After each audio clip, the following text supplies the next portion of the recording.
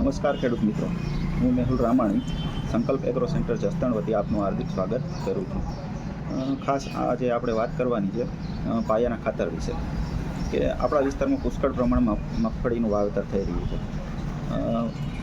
મગફળીનું વાવેતર થઈ રહ્યું છે એટલે આપણે માનીએ કે DAP 12-32-16 DAP પોસ આ બધા ખાતરનો આપણે પાયામાં ઉપયોગ કરતા હોઈએ છીએ. વીઘે 20 કિલો લેખે આપણે વર્ષોથી આ ખાતરનો ઉપયોગ પાયામાં કરીએ છીએ. પણ ખાસ એક પ્રેક્ટિસ એવી કરવાની હવે જરૂર છે કે વર્ષોથી જે આ રાસાયણિક ખાતર આપણે જમીનમાં નાખીએ છીએ કે આપણો છોડ એ પૂરેપૂરું છોડ લઈ શકતો નથી.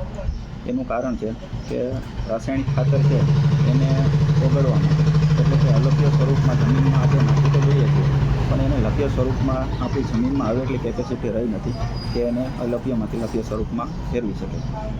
એના માટે આપણે ખાસ કરીને કાર્બન છે, માઇક્રોરાઇઝા છે, આવા બધા ખાતરનો સાથે સાથે પાયામાં વાવવા માટે ઉપયોગ કરવો જોઈએ, જેથી કરીને જે કાર્બન નાઇટ્રોજનનો રેશિયો છે તમને ખબર હોય તો જમીનમાં કાર્બન નાઇટ્રોજનનો રેશિયો હોય છે કે જે 1:3નો રેશિયો હોય છે.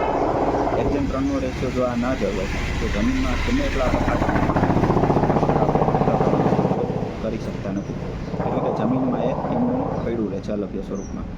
તો ખાસ કરીને જે આપણે DAP 12-32-16 DAP પોસ આ બધા ખાતર નાખીએ એને થોડુંક ઓછું કરીને એની સાથે કાર્બન છે, માઇક્રોરાઇઝા છે, આ બધા ખાતરનો ધીમે ધીમે ઉપયોગ કરવાની હવે જરૂર છે, જેથી કરીને આગળના વર્ષોમાં આપણે આપણી જમીનને એક મહદ અંશે સુધારી શકીએ.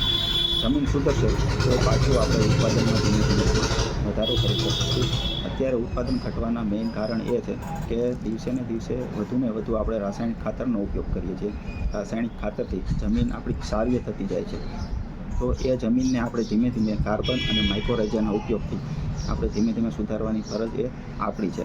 એટલે બધા મળીને આપણે DAP 12-32-16 20-20-0-13 કે DAP પોસ કે જે ખાતર આપણે રાસાયણિક ખાતર જમીનમાં નાખતા હોય તેનું પ્રમાણ થોડુંક ઓછું કરીને તેની સાથે કાર્બન છે, માઇક્રોરાઇઝા છે, આ બધા ખાતરનો ધીમે ધીમે થોડોક ઉપયોગ કરીએ, જેથી કરીને જે ખાતર આપણે જમીનમાં નાખીએ છીએ, રાસાયણિક ખાતર આપણે નાખીએ છીએ એ રાસાયણિક ખાતરને અલભ્યમાંથી લભ્ય સ્વરૂપમાં ફેરવે, જમીનનો કાર્બન નાઇટ્રોજનનો રેશિયો જાળવે, જમીનને ક્ષારમાંથી ધીમે ધીમે ઓછું કરતું જાય. એ બધું કરીને આપણા છોડને, આપણા જમીનને અને આપણને એક મજબૂત તંદુરસ્તી આપે એ માટે ખાસ કરીને DAP 12-32-16 20-20-0-13 DAP પોસ આ બધા ખાતર જે આપણે વીઘે 20 કિલો પર વીઘા આપણે વાપરતા હોય છે તેની જગ્યાએ 10-15 કિલો પર વીઘા કરી તેની સાથે અઢી વીઘે એક કાર્બનની 50 કિલોની બેગ આવે એ કાર્બનની બેગ અને એક માઇક્રોરાઇઝા અઢી વીઘે 5 કિલો પર એકર લેખે તેને અચૂકને અચૂક આપવું જોઈએ, જેથી કરીને આપણે આપણી જમીનને ભવિષ્યમાં એક સારા મુકામ સુધી લઈ જઈએ અને આપણી જમીનની ગુણવત્તા આપણે જાળવી શકીએ. તો ખૂબ ખૂબ આભાર.